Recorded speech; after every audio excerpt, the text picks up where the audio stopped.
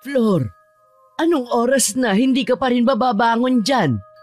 Tanghaling tapat pero kung makatulog ka dyan parang walang araw. Bumangon ka na dyan. Lola, nakakainis. Ang aga-agang ingay mo.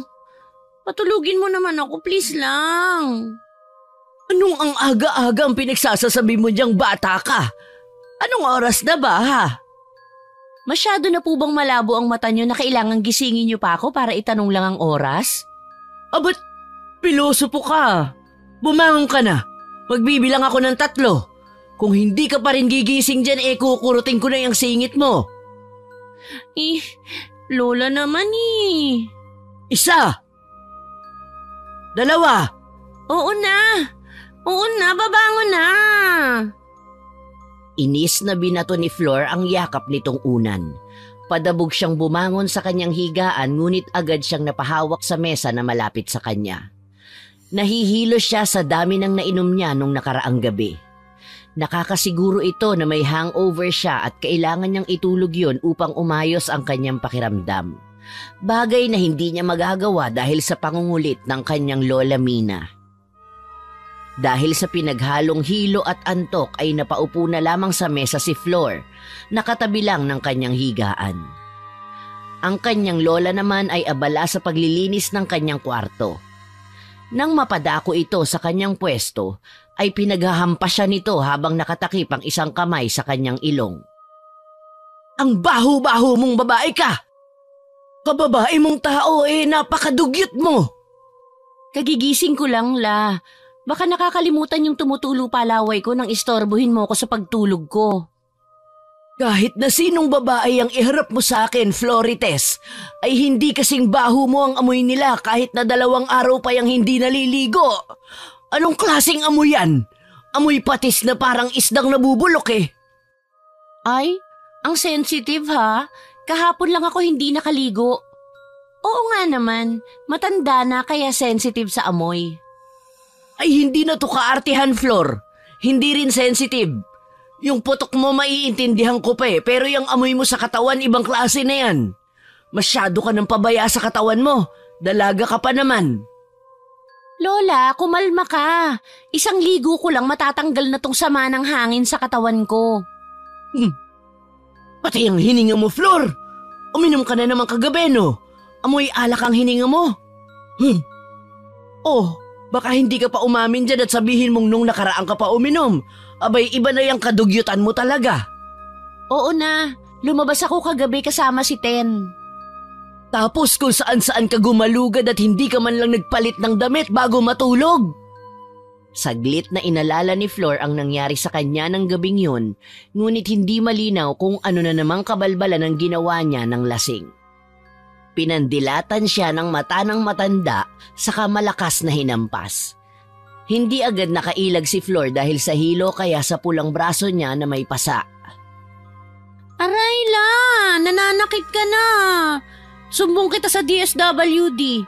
Violence tong ginagawa mo. Abay, paunahan tayo. Sa dami mo ba namang ginawang pagpapasaway sa akin baka makasuhan ka pa ng elderly abuse. Aba, ang talino natin la. Dami mong alam sa batas. Kakatulfo nyo yan Huwag mo nga akong ine-etchos dyan. Maligo ka ng babae ka. Matapos mong maligo laban mo yung panty mong may dugo pa. Kadiri ka. May oras kang mag-inom pero kahit laban man lang ang mga damit mo sa akin mo pa inaasa. Paano na lang kung wala ako? Sino na mag-aalaga sa'yo? Kahit na pinandidirihan siya ng matanda ay nilapitan niya ito sa kaniyakap. La, pareho tayong masamang damo. Alam kong hindi ka pa kukunin ng liwanag. Sasama ba naman ang ugali mo baka palitan mo pa si Satanas sa impyerno. Bruha ka talagang babae ka. Diyan ka na nga. Yung panty mo laban mo ng maayos. Natatawang tiningnan na lamang niya ang papaalis na matanda. Ilang buwan na siyang namamalagi sa tahanan nito na naroon sa probinsya. Siya na ang kinalakhan nito buhat nang siya ay magkaisip. Nalayo lang siya sa matanda nang mag-aral ito sa lungsod. Hindi rin naman siya nakapagtapos dahil napasama sa barkada. Ang akala nga ng kanyang lola ay maayos ang buhay niya roon. Ngunit sa 2 taon niya sa kolehiyo ay tumigil na ito at naging dakilang tambay na lamang doon. Labis ang panlulumo ng matanda nang malaman nitong hindi siya kabilang sa mga gagraduate. Wala rin namang nagawa ang matanda kung hindi tanggapin siya. Matapos maligo ay dumulog na agad ito sa hapag upang kumain ng pananghalian na inihanda sa kanya ng matanda. Nawala na sa isipan nito ang pinapagawa ni Lola Mina nang daanan siya ng kababatang si Ten sa kanilang bahay. Nag-aya itong gumala na agad naman niyang pinaunlakan. Ibang klase ka rin malasing, te. Pati ka na rin di mo pinalampas eh.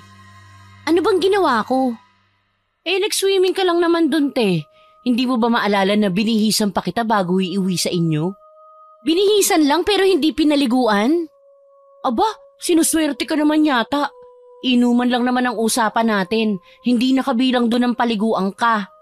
Mabuti nga, binihisan pa kita eh. Hindi ka umuwing dugyot sa inyo. Nagkautang na loob patuloy ako sa'yo. Di thank you, kahit naamoy ka na lako kanina. Inis na inis pa naman si Lola sa akin dahil ang baho-baho ko raw. Hindi mo ba naaalala na sinabihan na kitang maligo? Sunod-sunod pa yung oo mo sa akin kagabi tapos rekta tulog ka naman pala. Isa hindi ko maalala eh. Blanco na sa akin ang nangyari kagabi. Delikado ka talaga malasing. Baka kinaumagahan niya, nanay ka na. Sa tagal ko nagiinom, hindi naman ako naging nanay. Bay, ewan ko sa'yo. Tigas talaga ng ulo mo. Kung ano-ano talaga ginagawa mo kung lasing ka eh. Tapos kinaumagahan, di mo na naaalala ginagawa mo. Sa susunod huwag kang makikipag-inuman kung hindi ako ang kasama mo. Nagkibit balikat na lamang ito sa kaibigan na nayayamot na nakatingin sa kanya. Nagpaalam na lang muna ito saglit sa kanya dahil may bibilhin daw ito sa palengke. Dahil mainit ay hindi na siya sumama pa sa kanya. Nadaanan nito sa isang sari-sari store ang kanyang Lola Mina na nakikipagkwentuhan sa may-ari ng tindahan na si Aling Berta. Nakitambay na rin ito doon dahil wala naman siyang ibang pwedeng puntahan. Anong ginagawa mo rito, Flor? Tapos na ba ang pinagawa ko sa'yo? Alin dun, La? Mamaya ka sa akin sa bahay na babae ka. Si Lola naman? Hindi ko po maalala ang pinapagawa niyo sa akin. Parang tapos naman po yata lahat ng gawaing bahay. Patambay ho muna rito, ha? Miiling na pinandilata ng matandang babae si Flor, ngunit hindi niya yun napansin. Nakatuon ang atensyon nito kay Aling Berta na natatawa sa kanila. Iba talaga kayong maglola. Parang magbarkada lang eh. Ganon talaga, Aling Berta. Parang ang saya yata natin ngayon Siyempre naman, bagong sahod ang mga tao ngayon. Maraming nagbayad ng mga utang nila dito sa tindahan. Naks, libre naman dyan. Nakakaluwag-luwag pala kayo ngayon eh. Bakit la? Maraming pera ngayon si Aling Berta eh. Hindi naman yun para sa'yo. Hayaan mo na, Nanay Mina. Minsan lang naman magpalibre tong si Flor eh. Huwag mong sanayin niyang si Flor at baka mamihasa. Kontrabida ka talaga la. Si Aling Berta na nga nagsabi oh. Pero pansin ko lang, parang may iba sa'yo ngayon Inipit ni Aling Berta ang kanyang buhok sa kanyang tenga na may ngiti sa labi. Para bang matagal nitong inaabangan na may magsabi sa kanya ng bagay na yon. Kumuha ito ng isang bote ng soft drink sa loob ng kanyang ref. Binuksan yon saka iniabot kay Flor na agad namang tinanggap ng babae. Talaga ba? Napansin mo rin pala. Eto ang soft drinks mo. Ano bang gusto mong pambara? Iba ka talaga, Aling Berta. Kahit ano na lang po basta bukal sa loob mo. Tatanggapin ko po yan lalo na't libre. Mahinang kinurot ni Lola Mina si Flor sa kanyang tagiliran upang tumigil ito sa pambuburaot sa babaeng tindera. Ngunit umilag lamang ito sa matanda saka ipinagpatuloy ang pakikipag-usap kay Aling Berta. Heto ang tinapay. Ano na nga yung napansin mo sa akin? Tinanggap niya yun sa kakinagatan ng malaki. Tiningnan muna niya ang babae na nag-aabang ng sagot mula sa kanya. Nilunok niya ang tinapay nang inunguya nito saka uminom ng panulak na soft drinks. Alam niyo ang napansin ko sa inyo, Aling Berta? Tila nagniningning ang mata ng babae sa sasabihin nito. Hindi na ito nakapaghintay kaya naman nagsalita rin ito. Sabay silang sumagot kaya naman biglang napatulala ang matandang babae nang marinig nito ang sinabi ni Flor. Tumataba ka yata. Pumapayat na ako, di ba? Ha? Hindi ah. Sino nagsabi sa'yo niyan? Maraming nagsasabi sa akin na namamayat na raw ako. Ibig sabihin nun, effective ang diet ko. Naku, hindi. Nagsisinungaling sila. Nakita mo ba ang sarili mo sa salamin kanina? Halos pumutok na nga ang butones ng damit mo dahil sa paglobo mo eh. Hindi na rin gaanong kita yung leg mo. Kaya kung sino man ang nagsabi sa'yo na namamayat ka, nagsisinungaling lang yun. Napanguso ito at mahahalata sa mukha ng babae na hindi niya gusto ang sinabi ng dalaga. Agad niyang inagaw ang hawak na bote ng soft drinks ni Flor saka ang kapirasong tinapay na isang kagat na lamang. Akin na nga yung soft drinks at tinapay. Hala, bakit naman po? Konti na lang yan, ibabawiin mo pa. Huwag mo sabihin kakainin mo pa yan. Kaya ka lumalaki eh. Hindi ko gusto yung tabas ng dila mo, Flor. Hinarap nito si Lola Mina na hindi alam ang gagawin. Pinagtaasan niya ng kilay ang matanda habang padabog na nag-aayos ng mga paninda niya na nakaayos naman. Huwag na ho kayong umutang dito sa susunod, Nanang Mina. Sa ibang tindahan na lang ho kayo. Isa pa yung utang niyo sa akin na 1 buwan na ang nakakalipas, pakibayaran na rin po. Nahihiyang tiningnan niya si Berta saka malakas na kinurot ang tagiliran ni Flor. Sa puntong yon ay hindi na nakaiwas pa ang dalaga. Napaigik na lamang ito sa sakit. Doon niya lamang napagtantong seryoso ang usapang yon. Hindi niya alam ang dahilan kung bakit gano'n na lamang ang reaksyon ng kanyang lola maging ni Aling Berta. Hindi na muna ito umimik. Pinakiramdaman lamang niya ang mga taong kaharap niya. Pasensya ka na dito sa apo ko, Berta. May sakit kasi to sa utak kaya bigla-bigla na lang nagsasabi ng kung ano-ano. Halata nga ho. Tingnan niyo ang katawan ko. Ang sexy-sexy ko kaya. Ay, ano pa nga ba? Sa ganda ng katawan mo tiyak maraming maghahabol sa'yo. Narinig ko na nga na nililigawan ka ng mayamang supplier niyo ng soft drinks. Nagbago ang timpla ng mukha nito nang marinig niya ang sinabi ng matandang babae. Napaupo ito sa upuang naroon sa loob ng kanyang tindahan saka nagpaypay gamit ang abaniko nito na parabang kinikilig. Napairap na lamang ng palihim si Flor dahil sa bilis mauto ng matandang babae. Nagkwento ito sa matandang babae na siya namang matyagang nakikinig sa kwento niya.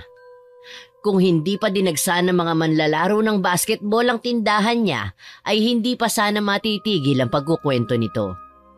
Doon na nakapagpaalam ang matandang babae na agad namang kinaladkad pa uwi si Flor. Pagkarating nila ng kanilang bahay ay doon na nagbuga ng apoy ang matanda. Nakapamewang nitong pinagalitan si Flor na hindi alam ang kanyang nagawa. Bunganga mo talaga kahit kailan hindi mo nilulugar.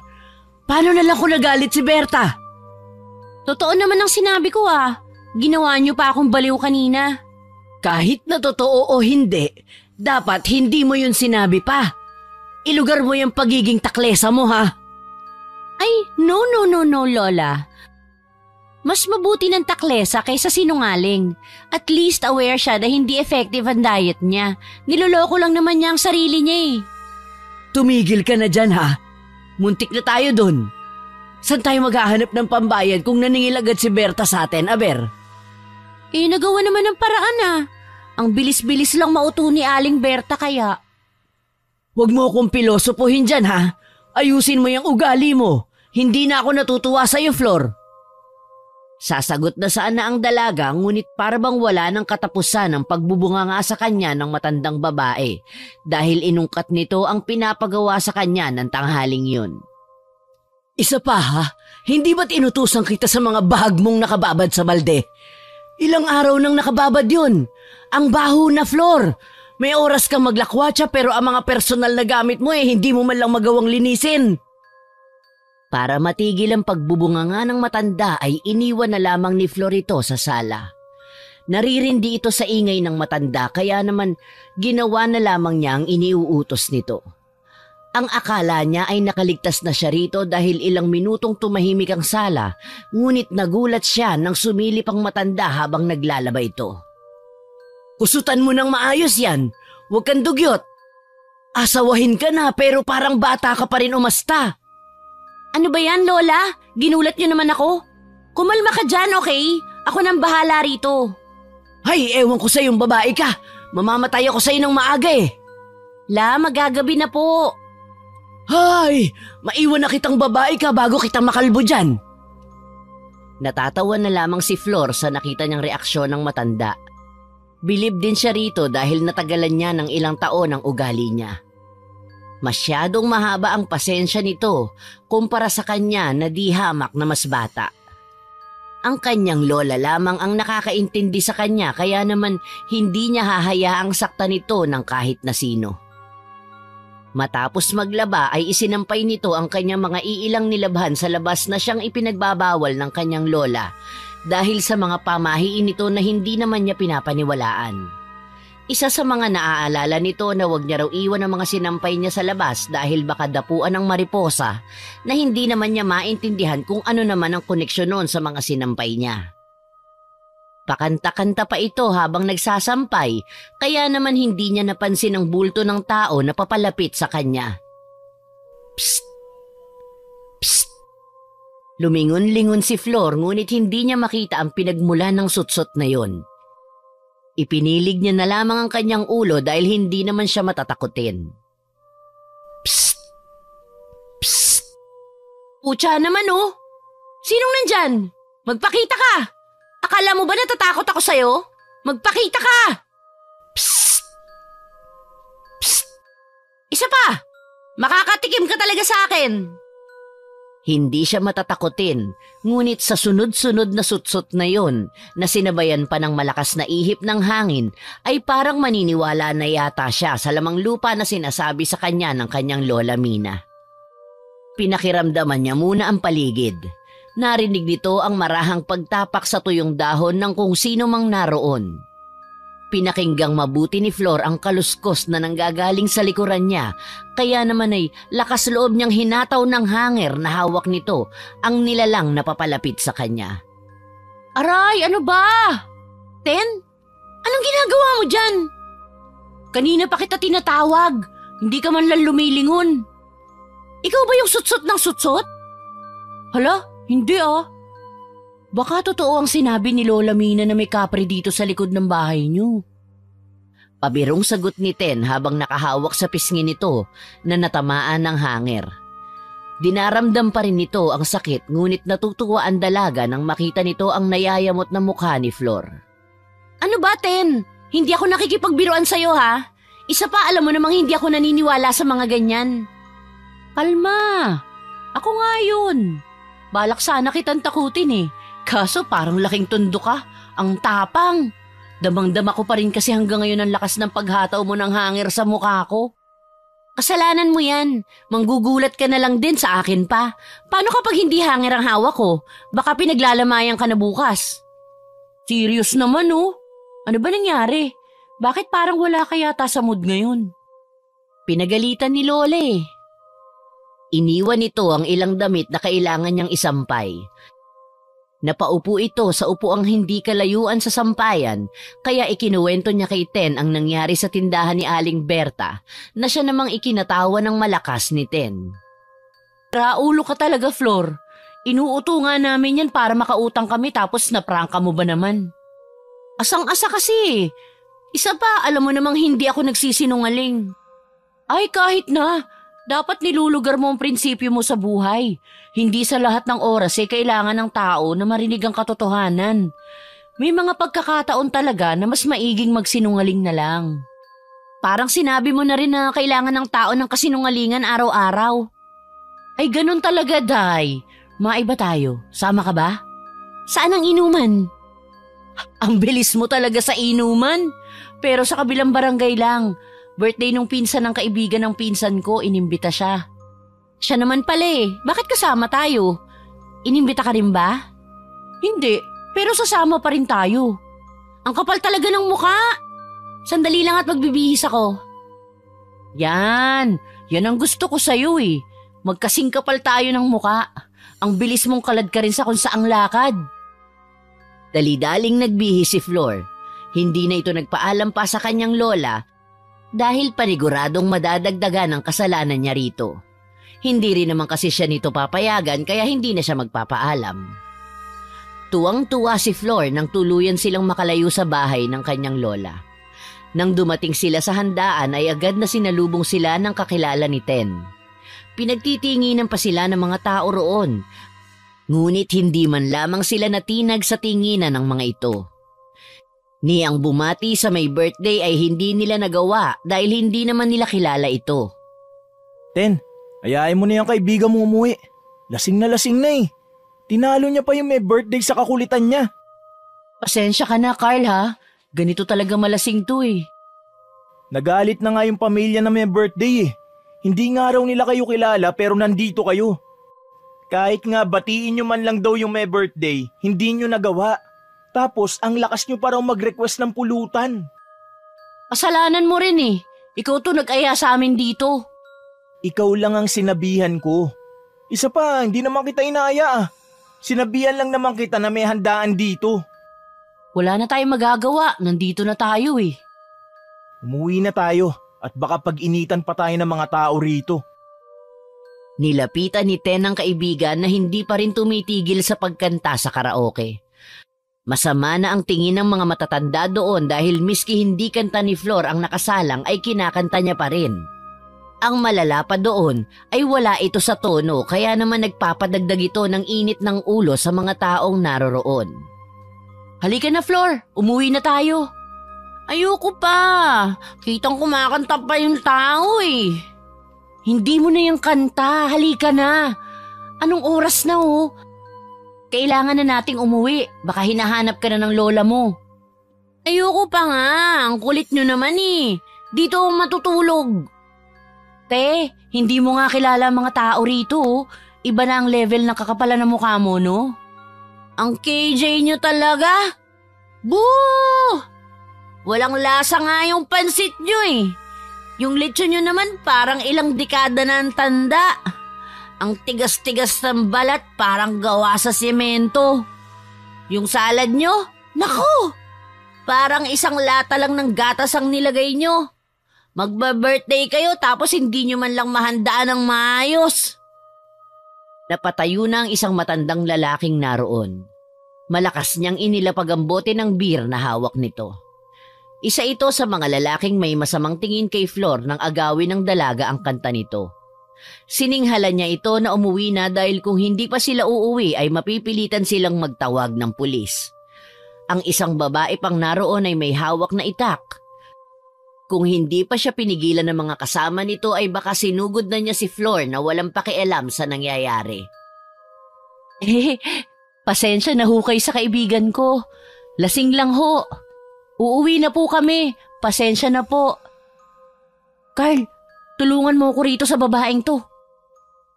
Agad namang lumapit ang binata sa kabinuhat na parang sako si Flor.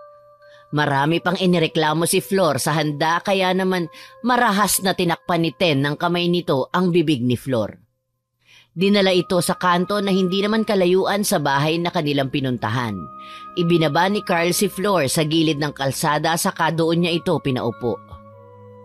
Dito na muna kayo, kukunin ko lang yung motor ko. Saka magpapaalam lang ako na maayos. Bilisan mo ha, baka sundan kami nung may dalang itak. Takpan mo lang ang bunganga niyang kaibigan mo para hindi tayo mapahamak parehas. Napakataklesa kasi. Bumalik ang lalaki sa bahay na yon. Nalingat lang sandali si Ten ay nakita na niyang nakikipagkulitan si Flor sa isang matandang lalaki na may dalang malaking thermo chest. Uy, ano yan? Balot? Diyos ko, Flor! Kung saan-saan ka naman nagsusuot? Ten, balot oh! Bili tayo, dali! Flor, uuwi na tayo. Huwag ka nang makulit dyan. Balot, Ten, please! Matagal na ako hindi nakakain ng balot eh. Bilan mo na ako, dali. Wala akong dalang pera, Flor. Ayan na si Carlo. Sumakay ka na sa motor. Ayoko. Hindi ako uuwi hanggat di mo ako binibila ng balot. Ang tigas talaga ng ulo mong babae ka. Magkano po yung balot nyo, Manong? 20 po ang isa. Bigyan mo po ako ng 2. Yay! Balot! Akin ba lahat yan? Anong sayo? Gusto ko rin kumain, no? Ano ba yan? Ang hirap mo naman. Hindi mo man lang ako mabila ng 2 balot. Bakit? Ikaw? May pera ka ba? Wala! Napailing na lamang ang matandang lalaki dahil sa kakulitan ni Flor. Nakangiti nitong iniabot kay Ten ang supot na may lamang balot. Mukhang lasing na lasing yata kasama niyo, Mama. Ganyan talaga bisyo niya, Manong. Kung hindi ko nga lang kaibigan to, naku, baka natulak ko na sa tulay to. Ang swerte niya naman at may kaibigan siyang kagaya mo. Siya ho ang swerte, ako po ang malas. Nakakatuwa naman kayo. Naalala ko tuloy ang kabataan ko sa inyo. Sa sunod na lang ho tayo magkwentuhan, Manong ha. Mauna na ho kami sa inyo. Mag-ingat po kayo. Sana makarami kayo ng benta ngayon. Mag-iingat din kayo. Sa tingin ko ay magkikita pa tayo. Hindi na nilingon pa ni Ten ang matandang lalaki na nakatingin sa kanila. Inalalayan nito si Flor pasakay sa motor na dala ni Carl. Kumaway pa ito sa matandang lalaki na parang bata. Bye-bye, Manong! Sana po hindi pa nauutusan tong sisiw ng balot nyo, ha? Papaliparin ko po ito pabalik sa inyo pag makapal na balahibo nito. Matawa-tawang sinagot ng matanda si Flor. Ay nako, Iha. Huwag kang mag-alala. Maganda yung balot na tinda ko. Mabilis na pinasibad ni Carl ang kanyang motor nang masigurong nakasakay na si Ten. Kinabukasan ay nagising na lamang si Flor na parang mabibiyak ang kanyang ulo dahil sa sakit. Pumasok ang kanyang lola na may dalang mainit na sabaw. Hindi siya nito kinausap kaya naman nanibago ang dalaga. Kadalasan kasi ay nagbubunga nga ito. Tahimik natin ngayon la. Anong meron? Hindi siya sinagot ng matanda. Ipinagkibit balikat na lamang yun ni Flor sa kahinigop ang sabaw na dala ng kanyang lola Mina. Lumabas ka na naman kagabi na walang paalam. Ang sinampay mo dun ay hindi mo na tinapos. Pinagsabihan na rin kitang huwag magsampay ng damit sa labas ng gabi. Hindi ka talaga nakikinig. Hindi na sumagot pa si Flor dito. Alam niyang sa pagkakataong yun ay mali siya at galit ang kanyang lola Mina sa kanya. Mahinahon kasi ang boses nito na senyales na nagtitimpi na lamang ito. Pinagmasdan lamang ng dalaga ang matanda na tinutupi ang mga nakakalat na damit niya. Ano ang plano mo sa pasukan? Di matutulog o makikipag-inuman kay Ten. Wala ka na ba talagang plano sa buhay mo? Talagang bisyo mo na yung nakatatak dyan sa utak mo? Anong magagawa ko doon lang ako masaya. Hanggang kailan yan? Hindi mo ba alam na babalik na sa pag-aaral si Ten? Ikaw, kailan ka? Hindi na yun babalik. Nag-usap na kami nun. Napag-usapan na namin na dapat happy-happy lang. Bata ka pa, Flor. Maayos mo pa ang buhay mo. Bakit hindi ka gumaya kay Ten? Nag-usap na sila ng tatay niya. Babalik siya sa pag-aaral. Imposible la. Magkasing tigas kami ng ulo nun eh. Bakit hindi mo siya kausapin para malaman mong totoo ang sinasabi ko? Kilala ko yung kaibigan kong yun. Kilala mo ba talaga? Maraming pwedeng magbago, Flor. Napatahimik na lamang ito sa kasinundan ng tingin ng matandang babae na pinasok ang bagong tuping mga damit niya sa aparador. Kilala niya si Ten, kaya sila nagkakasundo dahil sa magkaparehong pananaw nila sa buhay. Hindi nila kailangan ng diploma. Madali lang namang madiskartehan ang trabaho. Ngunit sa estado ngayon ni Flor sa buhay ay kahit ilang taon pa itong hindi magtrabaho ay hindi siya magugutom. Wala naman kasi itong gustong makamit. Tinawag pa nga siyang kalapating mababa ang lipad ng kanyang lola Mina dahil wala itong pangarap sa buhay. Ano pa ba ang kulang sa'yo, Flor? Hindi ka na nakikinig sa akin. Hindi ka naman ganyan dati ah. Alam mo ang problema ko, La? Hindi ka na bata, Flor. Walang lugar ang tantrums mo rito. Hindi to tantrums, La. Akala ko ba naiintindihan niyo ko? Maaaring noon ay naiintindihan pa kita, Flor. Pero ngayon hindi na eh. Sinisira mo ng buhay mo. Suportado ka naman ng mga magulang mo. Pero nasaan sila, La? Nasaan sila? Kailangan ko sila pero wala sila rito. Parang ginawa lang nila ako para pabayaan eh. Kung pinapabayaan ka nila, di dapat hindi sila nagpapadala sa'yo. Hindi dapat sila tumatawag sa'yo araw-araw. Mahal ka ng mga magulang mo, Flor. Hindi mo ako naiintindihan, La. Ikaw ang hindi makaintindi. Matanda ka na, kaya dapat malawak na ang pangunawa mo. May sariling pamilya na ang mga magulang mo, pero ikaw pa rin ang panganay na anak nila. Ikaw lang tong pilit na nagpapapansin sa kanila sa pamamagitan ng pagre-rebelde mo. Imbis na ayusin ang buhay mo. Pare-pareho lang kayo, La. Wala kayong pakialam sa akin. Naiiyak na lumabas si Flor ng kanyang kwarto.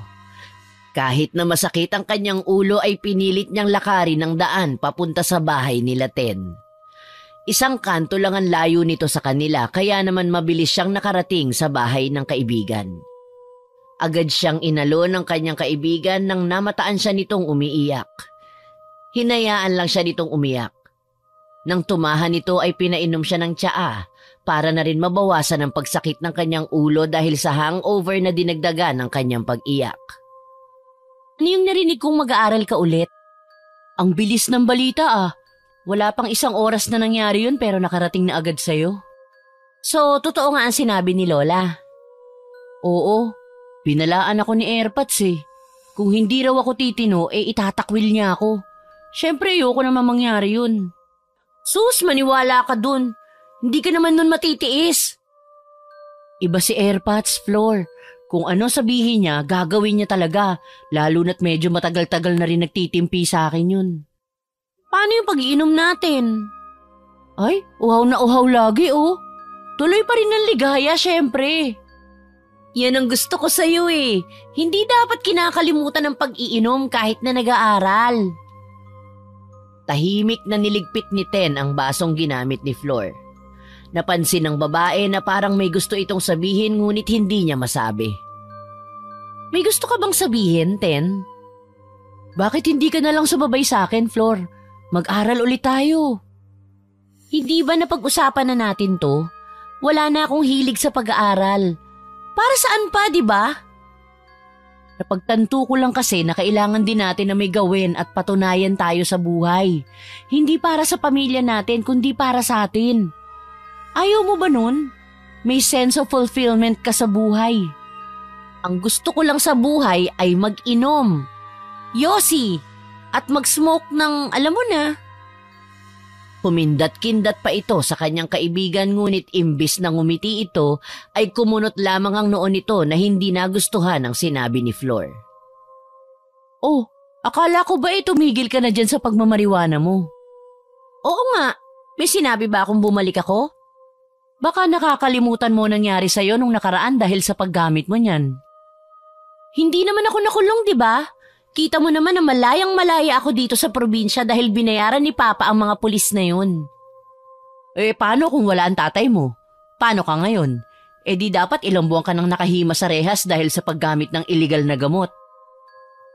Sasagot na sana si Flor nang bumukas ang pinto ng bahay at iniluwano ng ama ni Ten na kagagaling lang sa pamamasada ng tricycle. Natahimik na lamang silang dalawa. Walang nakakaalam sa ginawa niya sa Cavite kung saan ito nanggaling para mag-aral sana. Nagsayang lamang ito ng 2 taon doon. Napabarkada, gumamit ng ipinagbabawal na gamot. Gabi-gabi ang pag-iinom. Sa umaga naman ay kung wala ito sa bilyaran ay nasa tambayan naman ito ng kanyang mga nakilalang kaibigan sa lugar na yon. Tay, nagmerienda ka na ba? May niluto akong banana cue dyan sa kusina. Tinanguan lamang ito ng kanyang ama habang tiningnan naman siya ng matagal nito nang magtama ang kanilang paningin. Alam niyang ayaw siya ng matandang lalaki bilang kaibigan ng anak nito, ngunit wala pa namang sinasabi sa kanya si Ten, kaya naman alam niyang hindi siya nito pinapalayo sa kaibigan. Nagdaan ang mga araw at papalapit na ang pasukan ng kanyang kaibigang si Ten, kaya naman hindi sila halos nagkikita dahil abala rin ito sa pagtulong sa kanilang bahay. Ang pinsan nitong si Carl ang naging kasakasama niya sa mga inuman. Gaya na lamang ng gabing yon kung saan nakapagtatakang hindi siya halos nalasing. Pauwi na ang mga ito galing sa inuman nang madaanan nila ang isang matandang lalaki na mag-isang nakaupo sa bangketa. Carl, nagtitinda ba ng balot yun? Kung ano-ano nakikita mo. Wala naman nagtitinda ng balot sa lugar na to. Sino yun? Saan?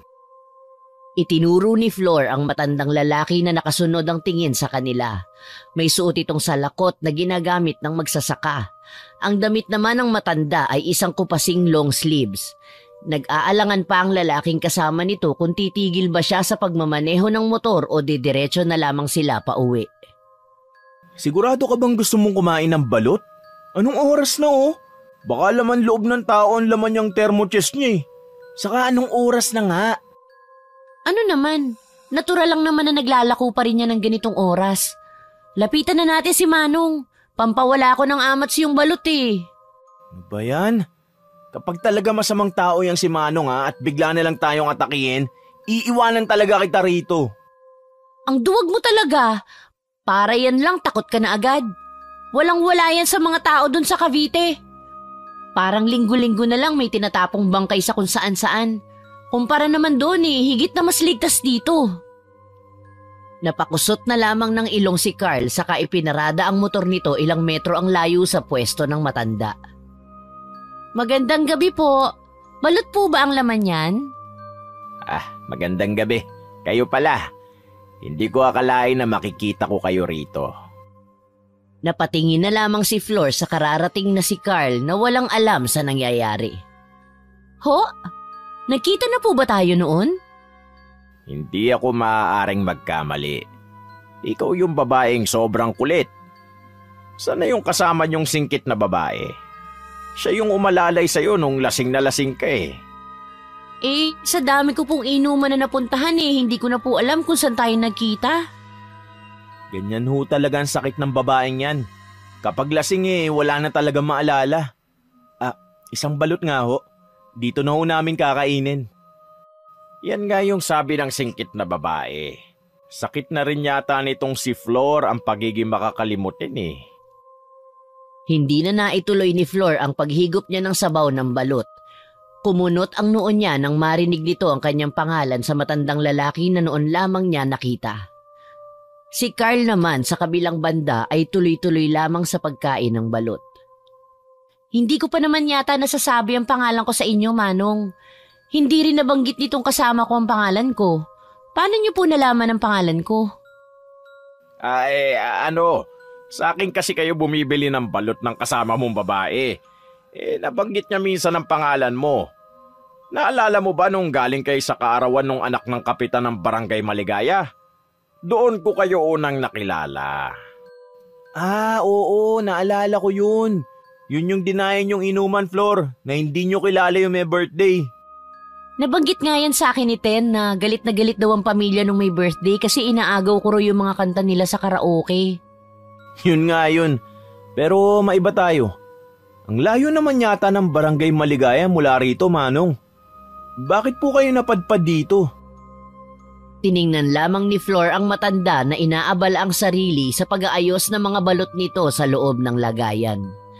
Pinagpapawisan din ito kaya naman ay hinubad niya ang suot niyang salakot saka ginawang pamaypay. Kasi, kada gabi ay sa iba't ibang barangay ako naglalako nitong paninda ko. Ngayong gabi ay dito ako sa lugar na ito. Ibang klase naman niyang kasipagan mo, Manong. Yan lang ba ang pinagkukunan niyo ng ikinabubuhay? Ay nako, hindi. Isa akong janitor sa isang ospital. Parang maayos naman ho ang sahuran dun Bakit pa po kayo naglalako ng balot? Nako, iha. Kulang na kulang ang kita ko roon. Ang nag-iisa ko kasing anak ay Ilang buwan ang nakaratay sa ospital. Hindi sakop ng benepisyo ko roon ang mga bayarin, maging ang gamot ng anak ko. Na paano po ba ang anak nyo, Manong? Buboy, Manong Buboy, yan na lang ang itawag nyo sa akin. Ano kasi, nasaksak ang anak ko. Ilang saksak din ang natamo niya kaya naman nagkalasog-lasog ang mga laman loob niya.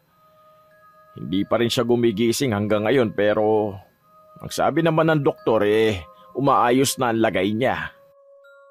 Matipid nang ngumiti ang matandang lalaki na para bang inaalala nito ang mga sandaling kasama niya pa ang anak niya. Hawak ang isang kwintas ay ipinakita niya sa mga ito ang litrato ng kanyang anak. Tignan niyo ang litrato ng anak ko. Ang ganda niya, hindi ba? Ay, ang ganda niya nga ho. Mukhang bata pa siya. Ilang taon na ho ba yan? 10 taong gulang pa lang. Kuha to nung birthday niya. Ang bata-bata niya pa po pala. Nahuli na po ba ang nanaksak sa anak niyo? Hindi pa nga pero alam kong malapit na. Manalig lang kayo sa may kapal, Manong Buboy. Hindi magtatagal mahuhuli rin yung hayop na yon. Masyado mong inaasa sa Diyos mo ang kalagayan ng bata Sa tao naman ang gawa. Para mo na ring tinanggalan ng karapatan ng mga doktor na nagpagaling sa bata. Wala akong sinabing ganyan. Ang sabi ko lang manalig si Manong. Malakas ang kapangyarihan ng panalangin. Walang Diyos, Carl. Kung meron man, dapat hindi nasaktak ang anak ni Mang Buboy. Panigurado pinagdadasal nila Manong ang kaligtasan ng anak nila tapos may isang siraulo na pinagtripan ng anak nila. Napataas na lamang ng 2 kamay si Carl bilang pagsuko. Habol naman ni Flor ang hininga nito dahil sa biglaang pagsabog niya dahil sa sinabi ni Carl. Parang may malalim na pinagmumulan niyang galit mo, iha. Oh, eto, balot. Libre ko na yan sa inyo. Naku, wag na po. Mas kailangan yung pera kaysa intindihin tong galit ni Flor. Totoo naman ang sinabi ko Dumating na rin sa punto ng buhay ko ang pagdudahan ng Diyos, iha. Pero ngayon wala akong ibang malalapitan maliban sa kanya. Kailangan gumaling ang anak ko. Ilang buwan na siyang walang malay. Magising lang siya Gagawin kong lahat para mabalik sa Diyos ang ginawa niyang kabutihan sa amin. Napaismid na lamang si Flor sa narinig nito. Kung totoo ang Diyos, ay sana matagal na nitong dininig ang mga panalangin niya. Ang nais lamang ni Flor ay mabuo ang kanyang pamilya. Kahit na ilang beses niyang ipagdasal yon ay hindi man lamang tinupad ang mga panalangin niya. Nag-usap pa mga ito tungkol sa buhay-buhay nila pero hindi na nakisali pa si Flor sa usapan ng 2 lalaki. Nang may iilang napadaan sa pwesto ng matanda, ay sinenyasan na nito si Carl na magpaalam na agad namang sinunod ng lalaki. Manong Buboy, mauna na ho kami Kita-kits na lang po tayo. Ay, sige ba? Mag-iingat kayo ha? Sumenyas lamang si Carl ng okay, saka lumapit ito sa motor niya na nakaparada. Tahimik lamang na nakasunod sa kanya si Flor na agad naman itong napansin. May problema ka ba? Wala naman. May kilala ka bang pwede nating kainuman dyan? Bitintagay kanina Sus, may problema ka lang Pero himala sa dami ng nainom natin kanina, hindi ka nalasing. Teka, tawagan ko lang ang pinsan ko. Di ko alam kung gising pa to ngayon Para doon na lang tayo sa bahay nila.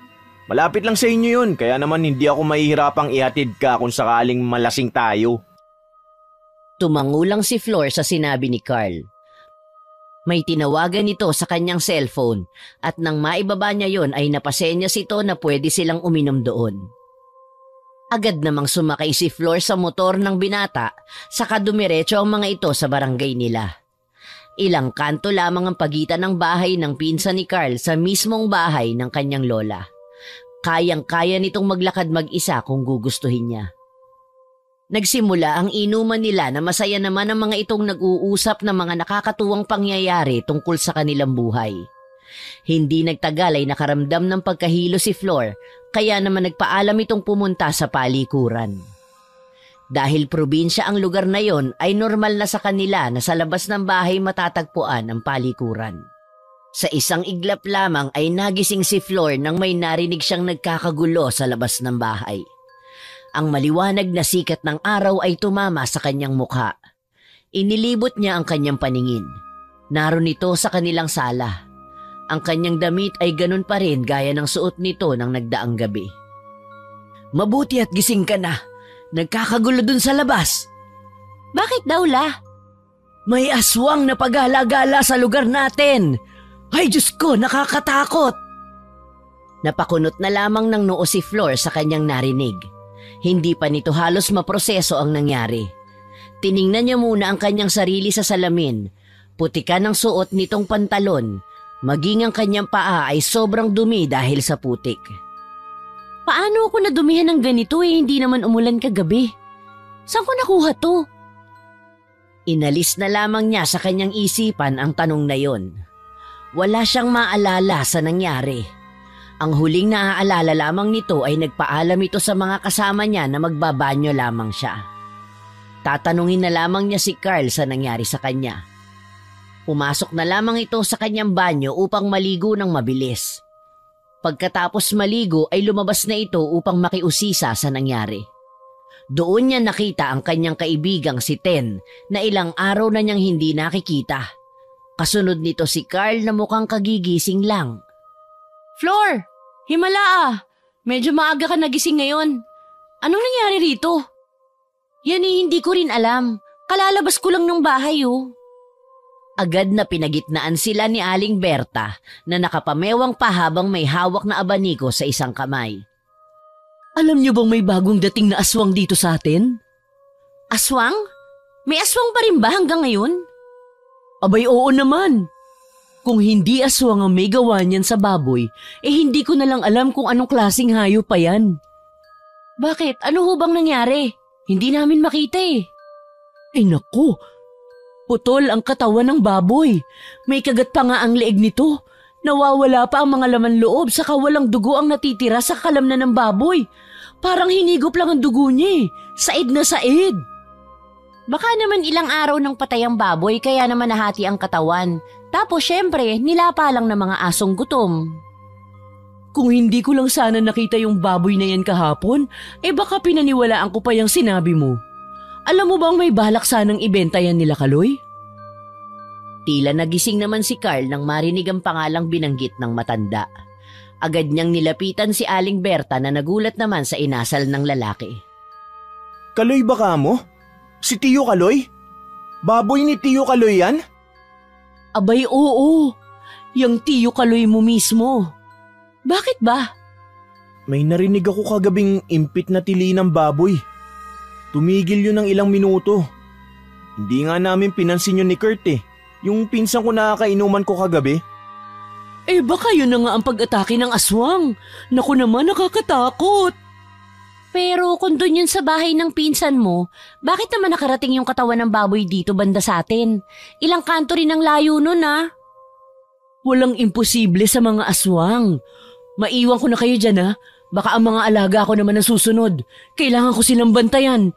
Sayang din yung Mabilis na nilisa ni Aling Berta ang lugar na yon. Hindi pa rin magkamayaw ang kaguluhan sa lugar nila. Maraming haka-haka ang mga taong naroon tungkol sa tunay na dahilan kung bakit namatay ang alaga ni Mang Kaloy. Mayroong nagsabi na baka may galit lamang sa kanya ang may gawa nun kaya tinatakot lamang siya. Ang iba naman ay tinuturo ang aswang na may gawa ng bagay na yon. Walang pinaniwalaan sa kahit na ano si Flor. Imbis na makinig sa usapan ng mga matatanda, ay inaya na lamang nito ang dalawang kasama na magkape sa kanilang bahay. Nakakapagtaka talaga ang nangyari, no? Masyadong kalunos-lunos ang nangyari sa baboy. Kaya nga sino naman na magdadala ng ganong kalaking baboy dito banda sa atin? Kung kinaladkad man yun papunta dito, dapat may dugong nakakalat sa kalsada pero wala talaga Sus, masyado niyong pinapalaki yan Baka nakawala lang sa kulungan yun. Tapos inatake ng kung anong hayop kaya nagkaganon.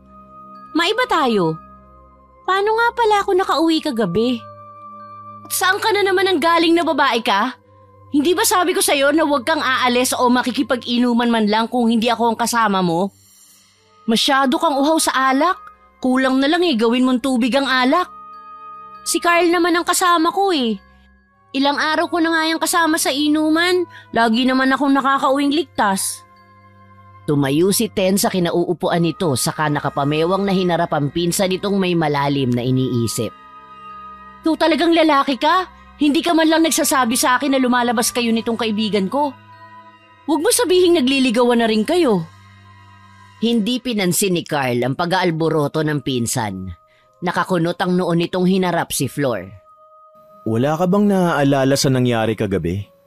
Kaya ayaw kong ibang kasama niyan kapag umiinom dahil may ganyan niyang sakit Bakit? Ano nangyari sa inyo kagabi? Magiging ninang na ba ako? Di, walang nangyari sa pagitan namin. Pero bigla na lang kasing nawala si Flor kagabi. Saan ka na naman nagsusuot, Flor? Abay, malay ko. Wala akong maalala Ang huling naaalala ko lang nagpaalam akong magbabanyo sa labas. Pagkatapos nun, wala na. Nagising na lang ako kanina, nandito na ako sa sala. Ayan na nga ang sinasabi ko Paano na lang kung paano ka mag-isa? Sino pagtatanungan ko? Ikaw rin, Carl. Hindi niyo man lang hinanap si Flor nang mawala siya kagabi. Nalasing din ako Di ko alam kung anong meron sa alak na ganun na lang ang naging epekto sa akin. Saglit na nag-isip si Flor. Pilit niyang inaalala ang nangyari sa kanya ng gabing yun. Kahit na anong pilit niya ay wala talagang pumapasok sa kanyang alaala. Natahimik ang tatlo sa sala habang hinihigop ang mainit na kape na may kapares na mainit-init na pandesal. Ilang sandali pa ay nakarinig sila ng malakas na wangwang ng pulis. Nagtinginan muna ang tatlo sa kadali-daling sumilip sa bintana ng sala. Ang bilis naman ng mga pulis. Nandito agad para mag-imbestiga. Baboy lang yan pero ang bilis rumisponde. Pero kapag tunay na kaso yan ang bagal-bagal. Pinagmasdan lamang ni Flor ang mga pulis na nakikipag-usap sa mga taong naroroon. Tumingin pa ang isang pulis sa gawin nila na nagbigay ng kakaibang kaba kay Flor. Wala naman itong ginawa ng gabing yun, ngunit iba ang dulot ng tinging yun. Parang nanunumbalik sa kanyang gunita ang muntikang pagkakakulong niya noong nasa Cavite pa lamang ito. Hindi naman nagtagal ang mga pulis sa lugar na yon. Nang makaalis sa mga ito ay pumasok ng bahay si Lola Mina kaya agad nila itong nilapitan upang tanungin. Ano raw ang sabi ng mga pulis, La? Bakit daw nandito? Bakit hindi na nag-imbestiga pa? Hindi naman kasi ang baboy ang pinunta nila. May sinaksak daw doon sa kabilang barangay. Ang sabi may nakakita raw sa suspect. Dito pa raw dumiretso banda sa atin. Hindi raw maaninag ang mukha pero positibo raw ang mga ito na nakasuot ng itim na jacket ang suspect tapos nakapantalon pa. Wala raw suot na tsinelas kaya naman sinusundan nila ang mga yapak ng suspect. Diyos ko, ano na bang nangyayari sa lugar natin? Sa isang gabi lang marami nang nangyari. Nakatulala lamang si Flor habang nakikinig sa usapan ng dalawa. Natuon ang tingin niya sa nakabukas na pinto ng banyo nila. Kitang-kita ang hinubad niyang pantalon saka jacket na may putik. Nanlaki ang mga mata niya nang mapagtanto nito ang inilarawang suot ng nanaksak sa kabilang barangay. Natatarantang pinagmasdan niya ang kanyang mga kasama na nakatuon ng pansin sa sinasabi ng kanyang Lola Mina. Dali-dali itong tumayo upang isara ang pinto ng banyo. Ayos ka lang ba, Flor? Oo. Bakit? Wala naman, mukhang balisa ka Medyo masama lang ang pakiramdam ko. Hangover din siguro. Pahinga muna ako Hinayaan na lamang ng mga ito ang dalaga na pumasok sa kanyang kwarto. Kinakabahan si Flor sa nangyayari sa araw ding yon. Maraming tanong ang bumabagabag sa kanyang isipan. Isa na doon kung siya ba ang nanaksak sa kabilang barangay o kung siya ba ang pumatay sa baboy na yon. Kahit alinman sa dalawa ay naniniwala siyang wala siyang kinalaman doon. Ang ikinababahala lamang niya ay kung saan siya pumunta sa mga oras na nawala ito sa bahay ng pinsan ni Carl. Hindi lang yon, dahil maging ang mga damit na suot nito ay ganun na lamang karumi. Nag-isip ng paraan si Flor upang matago ang maaaring makapagdiin sa kanya na siya ang suspect. Ang naisip nito ay sunugin muna ang mga damit na yon. Kinagabihan ay inaya nitong mag-inom si Carl at Ten na agad namang napaunlakan ng dalawa. Iba yata ang pananahimik mo ngayon, Flor. May problema ka ba? Wala naman. Iniisip ko lang ang mga nagawa ko nung lasing ako. Ang hirap palang walang naaalala. Sa dami na ng kalokohang ginawa mo, nako, mahirap na nga isa-isahin yan. Sa tingin nyo ba may posibilidad na makapanakit ako ng tao dahil sa kalasingan ko? Sa ugali mo ba naman may malaking posibilidad, Flor. Seryosyong usapan nga. Ano ka ba, seryoso kami. Kahit nga hindi ka lasing, may posibilidad na makasakit ka ng tao Kahit nga bibig niya lang ang gamitin niya sagad hanggang buto ang mga masasakit niyang salita. Natawa na lamang ang dalawa saka nakipag-appear sa isa't isa. Hindi na lamang pinahaba pa ni Flor ang usaping yon. Sunod-sunod ang ginawa niyang paglagok ng alak sa kanyang baso. Kinaumagahan ay nabulabog na naman sila ng balita na may namatay na namang hayop sa kanilang lugar.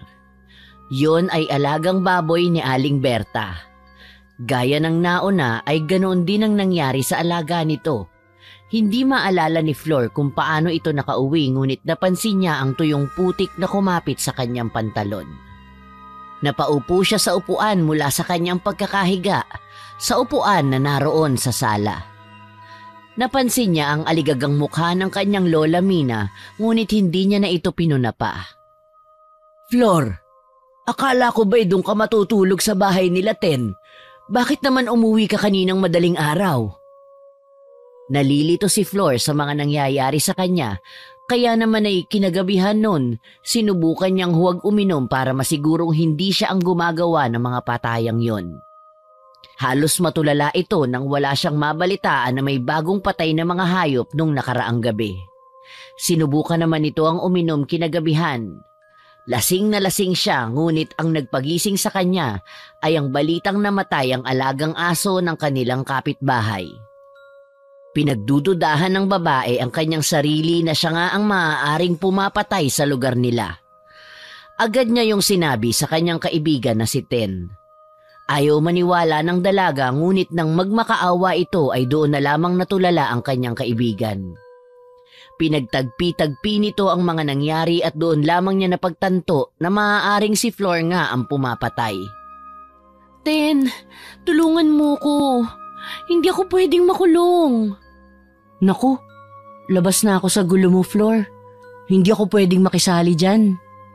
Hindi ako ang dahilan ng sunod-sunod na pagkamatay ng mga hayop dito sa atin. Hindi rin ako ang nanaksak dun sa lalaking yun. Wala akong sinaktan, Ten. Pero lahat ng ebidensya nakaturo sa'yo.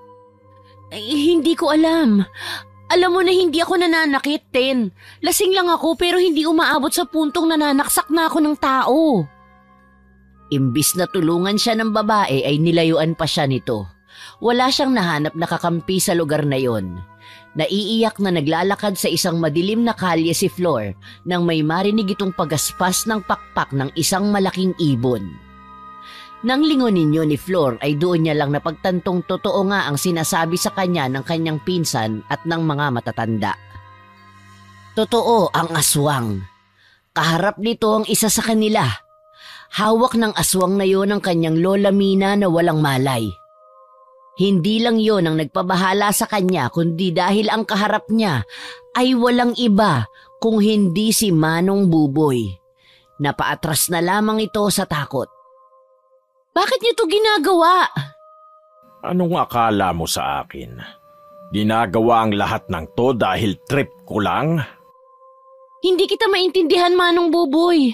Anong ginawa ko sa inyo? Hindi mo ba naaalala na ilang ulit mong sinaksak ang anak ko dahil sa walang kwentang dahilan mo? Hindi ko yan magagawa sa inyo.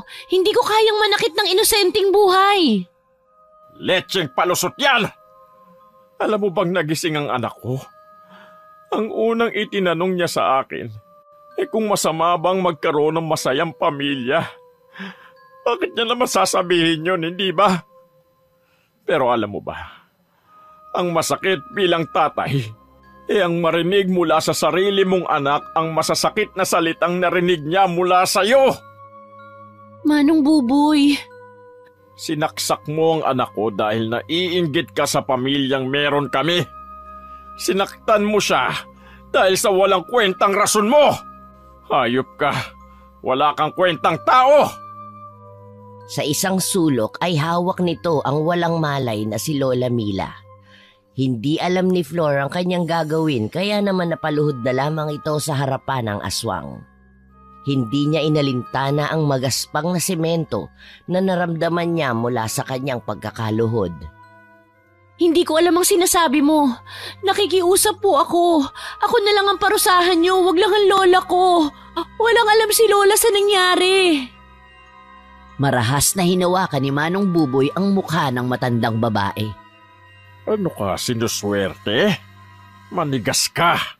Hindi lang ikaw ang babae sa mundo. Huwag mong sasaktan si Lola. Ako na lang. Huwag na siya. Iba pala ang pagpapahalaga mo sa matandang babaeng ito. Kung ganun pala, hindi na sana dumating ang puntong nadamay pa ang mga alagang hayop dito sa paligid. Ikaw ang may gawa nun? Kaya sa akin nakaturo ang lahat kahit hindi ako ang may gawa ng mga nangyayari dito sa amin dahil gusto mo maghiganti sa akin? Hindi ka ganun katanga gaya ng inaakala ko. Ngunit hanggang kailan mo ba mapoprotektahan ang pangalan mo sa dami ng ebidensya na nakaturo sa'yo? Iniwanan siya ng matandang lalaki na duguan ng tuhod. Gulong-gulo sa nangyari at walang kakampi sa mga oras na yon. Noon niya lamang napagtanto na ang kanyang Lola Mina lamang ang meron siya. Dali-dali siyang umuwi sa bahay nila ngunit hindi pa ito nakakalapit nang namataan niya ang mga pulis sa labas ng bahay nila na nag-aabang. Maraming tao ang naroon sa labas ng bahay niya. Nag-uusyoso, nag-aabang. Umatras si Flor. Hindi dapat siya makulong sa mga oras na yon. Walang magliligtas sa kanyang lola. Walang may alam na aswang ang dahilan ng kaguluhang yon. Saan ka pupunta? Ten, hindi ako pwedeng mahuli. Pasensya ka na. Malalagot ang totoong salarin ng mga patayang ito. Maiwan na muna kita, ha? Mabilis siyang tumakbo papalayo sa kanyang kaibigan, ngunit humabol ang babae sa kahinablot ang kamay nito. Nakita at narinig ko ang nangyari kanina. Saka na natin harapin ang pulis. Tutulungan ka namin ni Carl na mailigtas ang lola mo. Ten, sigurado ka ba? Tumangutango ang dalaga bilang pagtugon sa kanya. Hindi na nito napigilan pa ang kanyang emosyon. Niyakap niya ito ng mahigpit na agad namang sinuklian ng mahigpit na yakap ni Ten. Halika na, pumunta tayo ng ospital. Ospital? Anong gagawin natin sa ospital? Nandun ang anak ni Manong Buboy. Baka makumbinsi natin to na pigilan ng kanyang ama sa kung ano man ang binabalak niya sa lola mo. Tumayo nga ang mga ito sa ospital na naroon sa kanilang lugar.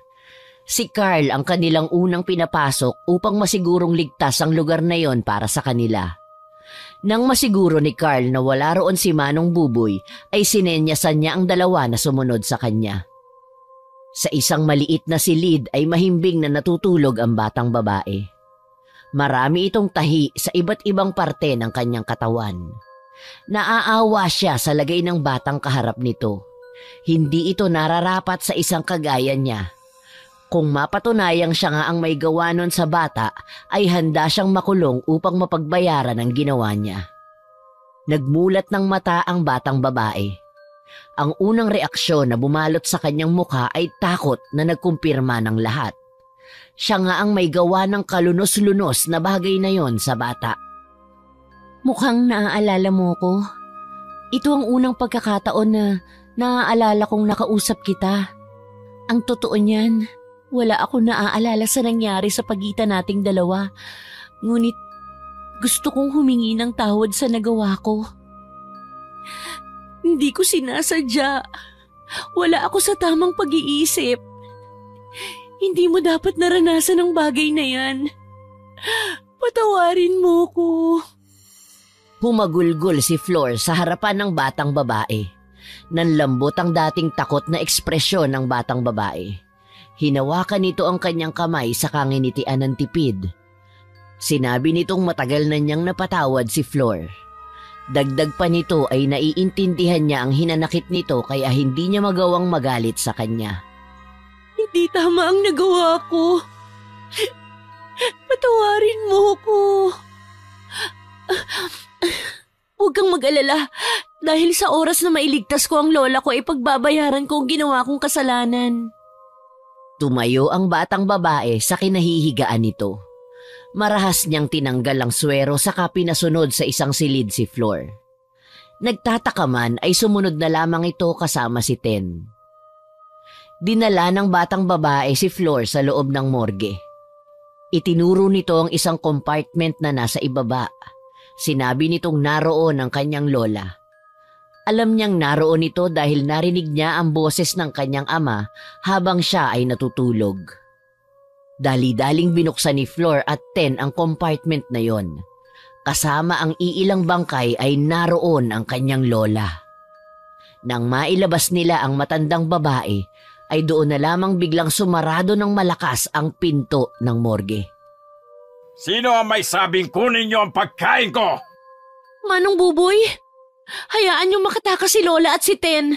Ibibigay kong sarili ko alang-alang sa kaligtasan nila. Nasaan ang dating makasariling si Flor? Bakit parang lumambot ka yata? Hindi bagay sa'yo magbago. Kailangan ka nang mabura sa mundong ito kasamang mahal mo sa buhay. Tusuguri na sana nito si Flor nang marinig niya ang boses ng kanyang anak na pinipigilan siya. Napatingin ito sa gawin ng batang babae. Nanlaki ang mga mata nito nang makitang nakakatayo na ang kanyang anak. Kinausap siya nito na hayaan na lamang sila. Ang mahalaga sa oras na yon ayon sa batang babae ay ang magkasama silang mag-ama. Sinabi nito na kailangan nilang bawiin ang mga oras na hindi sila magkasama na agad namang sinang-ayunan ni Mang Buboy. Nilapitan nito ang kanyang anak sa kabinuhat papalabas ng silid na yon. Hindi niya pinansin sila Flor na alerto sa kung anumang gagawin sa kanila ni Mang Buboy. Nang masigurado nitong hindi sila sasaktan ng lalaki ay sinundan lamang niya ng tingin ng mag-ama. Naiinggit siya sa kanyang nakikita. Kung ganun lang sana kadali na pakiusapan ng kanyang mga magulang, ay hindi sana nagulo ang buhay niya. Flor, halika na. Ilabas na natin ang lola mo rito. Kailangan natin siya magamot. Agad na dinaluhan ng dalaga ang kaibigan sa pag-alalay sa kanyang lola Mina. Tiningnan niya ang mukha ng kanyang lola. Nanghihina ito ngunit alam niyang pilit itong lumalaban. Marami siyang napagtanto sa mga oras na yon.